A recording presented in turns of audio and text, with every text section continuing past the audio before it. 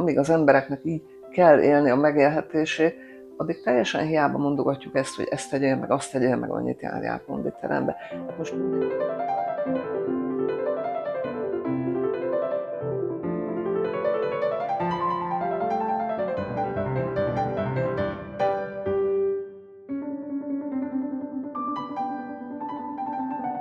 ez 76-ban történt konkrétan, akkoriban még bívott, hogy építőtáborba illet menni, és én velem az a szerencsétlenség történt, hogy anyukám közben szervezett nekem a saját tanítványaival egy utat Lengyelországba, és ez így az építőtábornak a közepén kezdődött volna.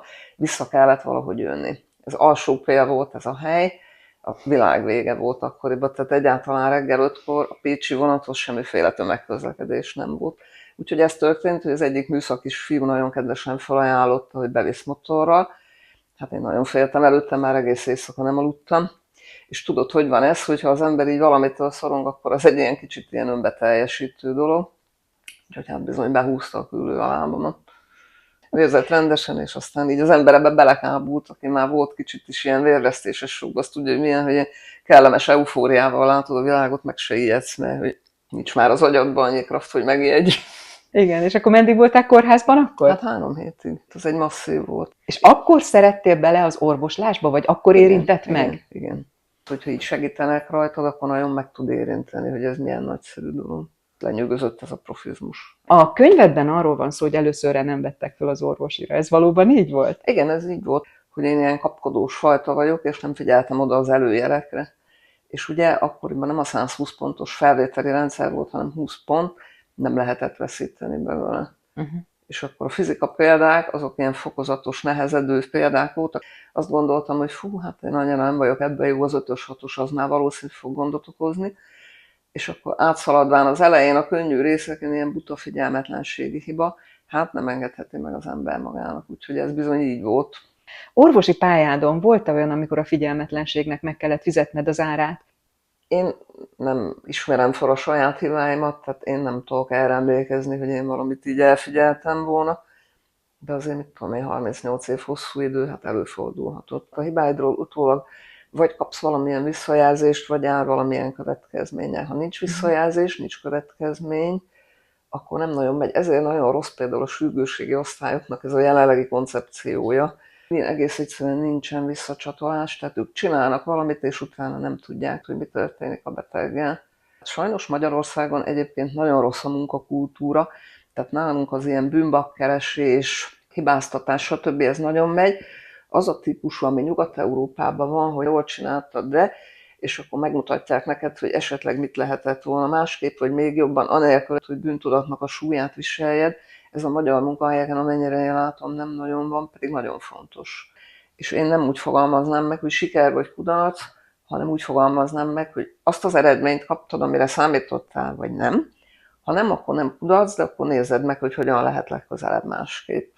Ami még nekem szemet szúrt ebben a könyvben, ez az önbizalom kérdése. Hát ahhoz, hogy orvos legyél és döntéseket hozzá, ahhoz kell legyen már csak azért is, mert az emberek ezt úgy képzelik el, hogy a döntések azok fekete-fehérek, mint az egyszer egy, és hogy mielőtt meghozol egy döntést, az úgy van, mint egy nagy cégnél, hogy minden szükséges adat rendelkezésedre nincs így. Egyrészt az ember nem egy szabvány, ott mindig tudnak olyan nagyon furcsa és váratlan variációk és összefüggések lenni, amire az ember nem számít. A másik, hogy nagyon sokszor egyszerűen hiányos adataid vannak, tehát nagyon kevés adat áll egy adott időkereten belül rendelkezésedre. Ezt bírni kell önbizalommal, hogy meghozok egy döntést, és utána, hogyha esetleg nem úgy sikerül, akkor nem fogok rajta jajbeszékelni. A másik viszont, hogy a szakma maga olyan, hogy ezt az önbizalmat folyamatosan töri. Állandóan beleverik az orrodat, hogy mi mindent nem tudsz. Na de utána, amikor jönnek a páciensek, a páciens elvárásoknak nincs határa. Tehát egyszerűen soha nem tudod azt érezni, hogy eleget tettél. Tudod, van a Hájó Kovács magabiztossága, de ha jól tudod a szakmát és valóban felelősséggel csinálod, akkor soha nem érzi magát elégnek az ember. Tényleg. Most nagyon eltolódott abba az irányba az a dolog, hogy az egészségügy fogyasztói szemlélettel van kezelve, hogy a páciens az mit lát, azt, hogy mennyit kellett várakoznia, mennyire voltál kedves vele. Tehát ezekből a dolgokból ítélnek, tehát azt relatív kevesen látják, hogy szakmailag mit teljesítesz. Ezzel együtt azért én elég gyakran azt meg szoktam kapni, hogy milyen alapos vagyok. Holott nem csinálok semmi különöset, csak végigcsinálok egy standard protokollt, ami meg kell mondjam, nem túl egyszerű, és sajnos, hogy olyan az egészségügy, hogy most már ezért nagyon hálások tudnak lenni. Az egészségügynek ez a legnagyobb baja, hogy ugye teljesítményfinanszírozás van, szolgáltatói szemlélet van, futószalag van mindenütt, darabszámra rengeteg vizsgálat történik, aminek azt kell, hogy mondjam, hogy egy nagy része indokolatlan és fölösleges, viszont amikor tényleg kell, akkor nem jut elegendő idő a páciensre. Mi a véleményed a szűrővizsgálatokról, a megelőzésről? Mert azok gyakorlatilag fölösleges vizsgálatok. Hát nem fölösleges, megvan az, hogy mit, hogyan, mennyi időnként kell, lehet és érdemes szűrni. Tehát én azt gondolom, hogy ha ez a szakmai protokolloknak megfelelően történik, akkor rendben van. Na de az, ami mostan főként a Covid óta így eluralkodott a társadalman, egy ilyen nagyon erős egészségszorongás, és úgy gondolják, hogy azzal garantálják maguknak a hosszú távú jólétet, hogy nagyon sokat járnak vizsgálatokra. Ezzel nem lehet egyetérteni. És akkor mindig elmondja az ember, hogy a prevenció az nem ez, tehát én azt megtudom, hogy most nincs semmi baj. Meg tudom neki még azt is mondani, hogy milyen rizikófaktorai vannak, de hogy a megelőzés az nem ez, pláne nem a szív ultrahangos vizsgálat, de hogy a többi sem egy megelőző vizsgálat, az a rossz hír benne, hogy a kardiovaszkuláris prevenció az nagyrészt életmód kérdése. Mire fektetnéd a legnagyobb hangsúlyt? Azt gondolom, hogy ez sajnos társadalmi szintű probléma. És azt látod sajnos, hogy így a hiperkapitalizmus korszakában a munkahelyek gyakorlatilag ellehetetlenítik azt, hogy megfelelően gondoskodjanak magukról az emberek. Tehát el lehet azt mantrázni, amit a guideline-ok mondanak, hogy persze ezt tegyél, így mozog, stb. Csak kérdezd meg a szerencsétlen pácienst, hogy hogyan oldja meg, mikor, amikor ül 8 órát a munkahelyen, meg még jó esetben 2 az autóba. Ami nekem nagyon hiányzik, az egy munkaügyi minisztérium. Amíg az embereknek így kell élni a megélhetését, addig teljesen hiába mondogatjuk ezt, hogy ezt tegyél meg, azt tegyél meg, annyit járjál konditerembe. Én sem tudom megcsinálni, mert nekem is dolgozni kell járni. Sose felejtem el, ugye 2007-ig mi úgy ügyeltünk, ami egy tökéletes nonsens volt, hogy ilyen 32 órákat húztunk egyfolytában. Ezt így a társadalom ilyen alanyi jogon elvárta tőlünk, ezt tartott egész addig, míg az uniós munkajog itt érvényben nem lépett, akkor sem az történt, amit egyébként munkajog szerint mondanának, mert elvileg 12 órát szabadna egybe dolgozni. Ugye nekünk nem 12 órát, hanem a ügyelet 24 óra, és ez úgy van lepapírozva, hogy annak a fele készenlét. Na, és mondanom se kell, hogy ahogy bejött ez a szabályzó, munkáltatók ezt rögtön megpróbálták megkerülni, hogy akkor írd rá a jelenléti ívre, hogy elmentél, és azért maradj itt és csináld.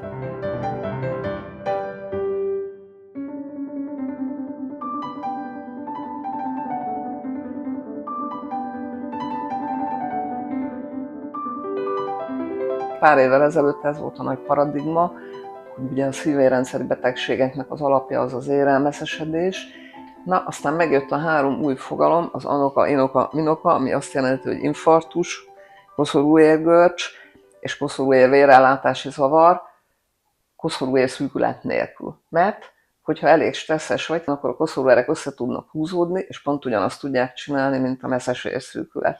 Ugye az a régi dolog, amit évezredek óta megfigyeltek az emberek, hogy valakinek megszakad a szíve, az bizony tényleg így van. Ezt világosan látjuk, hogy a lelki állapot, tehát a pszichés állapot az immunrendszert befolyásolja. Tehát a stresszmentesség vagy a alacsony stressz szint az fontos lenne. Csak ez a baj, tudod, hogy ugye stresszt generál egyrészt az életvitel, másrészt én azt látom, hogy a digitalizáció nagyon nem jót tesz. Olyan szinten pörgeti az embereknek a mindenfajta stresszhormon szintjét, elképesztő mennyiségű ilyen szorongó, meg mentális zavaros embert látok. Túl sok információ kap, tehát egyre nehezebben tudnak figyelni, koncentrálni, bármire az utóbbi időben már nem csak az jelent gondot, hogy nem tudják elolvasni az ambulánslapot, mert ugye a funkcionális analfabetizmus az most már nagyon durva, de most már azzal is gondom van, hogy nem figyelnek oda arra, amit mondok. Tehát nem képesek arra odafigyelni, hogy egy 2-3 mondatos instrukciót befogadjanak, mert szép pörög az agyuk. Mindenki a Covid-ra fogja, biztos, hogy volt annak is szerepe benne, de szerintem nem igazán a Covid, hanem sokkal inkább ez, hogy nagyon elment az élet a képernyő irányába. Te dolgoztál a Covid alatt, ugye? Be voltál vetve a mély vízbe. Persze. Mesélnél arról egy kicsit? Az első 2-3 hónap, tehát ugye 2019. decemberében ezt már lehetett tudni, én Guardian-t olvastam akkoriban, ők már novemberben jelentették. Decemberben már lehetett tudni, és akkor január-februárban már tele voltak vele a világlapok. Nekünk annyi tüdőgyulladásos betegünk volt abban a 2 hónapban, amikor még senki semmit hivatalosan nem tudott és nem csinált, hogy én annyit egész életemben összesen nem láttam. Volt olyan nap, hogy egy kórteremben 6 betegem halt meg, ezek még ilyen sima normál kórtermek voltak, és ott voltunk védőeszköz nélkül, teszt nélkül, minden nélkül, több mint 2 hónapon keresztül, úgyhogy a világ többi része ezt már nagyon jól tudta, hát Magyarország nem tudott semmit. Ott volt egy halom olyan halálozás, ami egyáltalán nem számít bele a Covid statisztikába. Aztán utána, ahogy megérkezett az első hullám, én akkor rögtön lekerültem rögtön a frissen nyílt Covid osztályra, de én nem voltam odalent csak 2 hetet. És abban az első időszakban még nem voltak ott olyan nagyon súlyos betegek. Utána én visszakerültem normál osztályra, és hát ott az volt a nehézsége, hogy nagyon sok volt az ilyen szürkezónás páciens, ugye a tesztek azért csak bizonyos időben pozitívak, és tudtad azt, hogy ott van már benne, ott dübörög benne, de nem tudod még bebizonyítani, tehát nem viszi el a Covid osztály, ott vagy a normál nyílt osztályon vele, sokkal kevésbé biztonságos körülmények között, de az első része volt a legrosszabb, tehát az, amikor mi már tudtuk, és hogy nem volt hajlandó, hogy mondjam, a politika tudomást venni róla. Érzem egy kicsit, hogy most mindenki bagatelizálja az egészet, rengeteg ember meghalt, tehát Magyarországon, amennyire én tudom, lakosság arányosan a világon itt haltak meg a legtöbben. Én emlékszem arra, 21. januárban kaptuk mi egészségügyi dolgozók az első oltást, addigra jött meg az oltás, és emlékszem, hogy mikor oda bementünk az oltásra, olyan hangulata volt, mint egy fiesztának, hogy mindenkinek így kő esett le a szívére, hogy most már nem fogunk meghalni. Ha nem lenne ez az átoltottság, akkor nem tudom, hogy világszerte mennyien haltak volna meg. Aki ugye picit is így ismeri a járványoknak a történetét, az azért tudja, hogy tudnak ezek tarolni. Hát Istennek áll a Karikó Katalinért, meg a többiért, én csak ezt tudom erre mondani. És milyen szakvizsgád van még a kardiológián kívül? Te miket tudtál Belgyógyászat, meg megcsinálni? hematológia. Na és a hematológián mennyit dolgoztál? Sokat, 16 évet. Sokat. Akkor ott láttál sok mindent. Sokat. Sok mindent. Igen. Milyen emlékeid vannak róla? A hematológia az olyan szempontból szerintem nagyon, hogy mondjam, az eszenciája tud lenni az orvoslásnak, hogy abban megvan az az elem, ami nagyon sok helyen nincsen, hogy így személyes kapcsolatod van valamilyen szinten a pácienssel, mert hogy ezek ilyen hosszú kezelések. Volt például roma betegem, aki analfabéta volt szegényként, 46 esztendős, és azért veszítettük el, mert ilyen 3 hetente kellett volna neki bejönni, és akkor egy ilyen 95%-os gyógyulási aránnyal meg lehetett volna kezelni, de nem tudott olvasni, nem tudta megjegyezni se, amit mondtunk neki, és egész egyszerűen nem jött be 3 hetenként, hanem mindig akkor, mikor majd megint elkezdtek neki növekedni a nyirokcsomók. Hát úgy meg nem lehet meggyógyulni. Nagyon sajnáltam utána. Van ez a karakterű ember, aki egyszerűen nem vágyik az önálló gondolkodásra, önálló felelősségvállalásra, akinek azt kell, hogy valaki megmondja, és nagyon érdekes szemüveget tudnak fölvenni, tehát a valóságérzékelésük az úgy el tud torzulni, hogy azt se látják meg, hogy ez nekik milyen hátrányt jelent.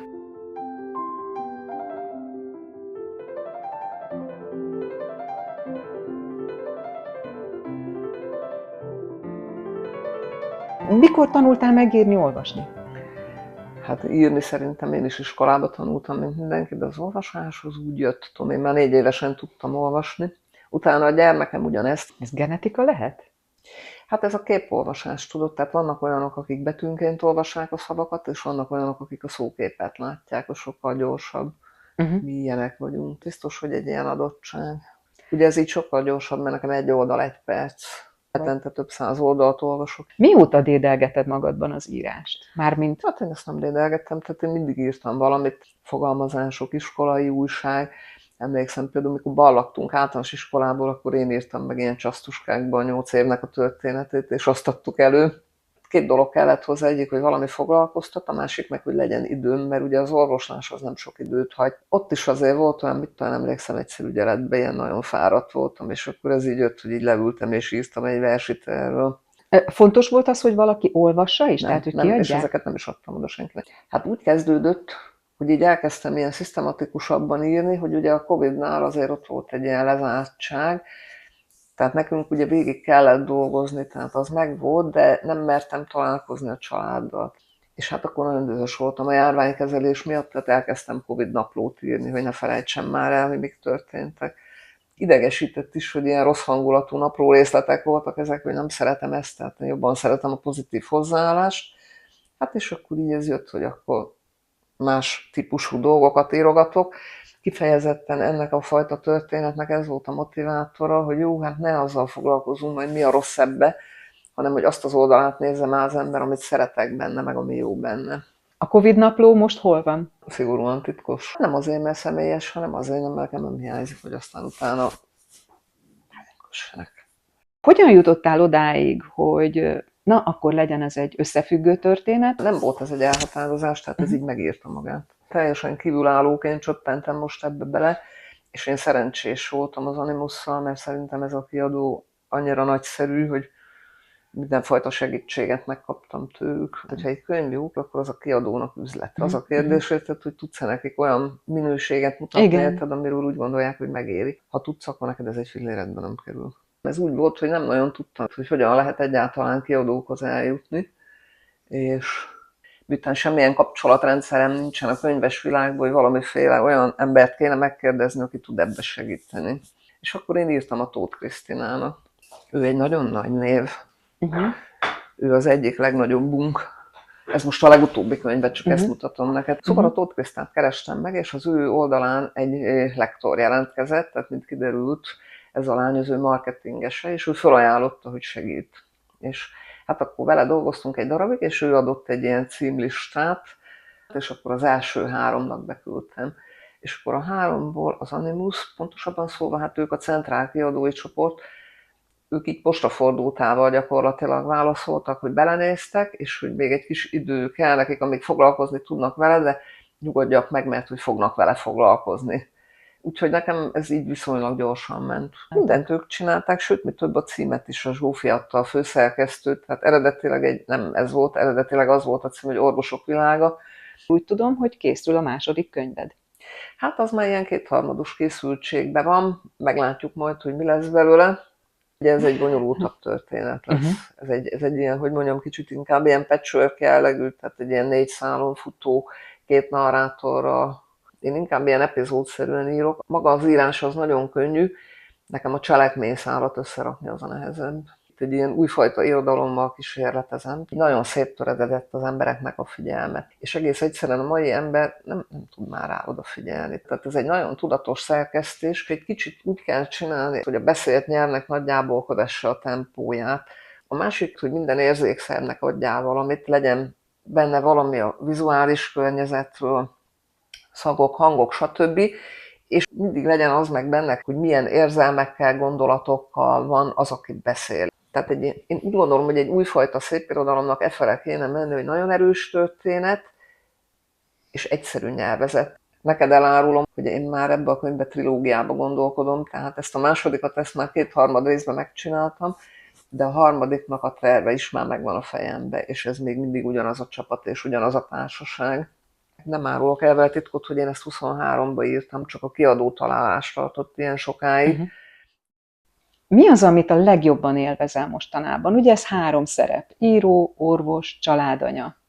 Hát nekem a világon a legfontosabb a gyermekem, tehát hogyha ez a kérdés, akkor mindig a vele töltött idő, tehát ahhoz semmi nem fogható. Utána az írás. Tehát az írás az ilyen valódi flow élmény. Mi az, amit esetleg megbántál, másképp csinálnál? Hamarabb elkezdtem volna írni. És miért nem kezdted el hamarabb? Mert nem volt rá időm. Ezt egy átlagember nem tudja elképzelni, milyen az, amikor úgy dolgozol egy hónapban, hogy elmégy 6-szor, de nekem volt olyan évem is, hogy 8 meg 9 ügyelet, hogy elmégy 6-szor vagy 8-szor 32 órát. Örülsz neki, hogy élsz. Egyszer volt egy olyan sztorim, abban az időszakban, ugye, amikor a 3. szakvizsgámat csináltam, akkor 2 fele kellett dolgozni. Idegességembe ettem állandóan, hát ugye most sem vagyok vékony, de akkor még azért ennél jelentősebben nagyobb túlsúllyal rendelkeztem, és akkoriban még nem is vezettem, és mentem bérletet venni. És hát ez egy ilyen szombat délelőtt volt, ilyen hosszú sor volt, és mikor így odaértem az ablakhoz, akkor így lehúzták előttem az ablakot, és közölte a nő, hogy neki lejárt a munkaideje.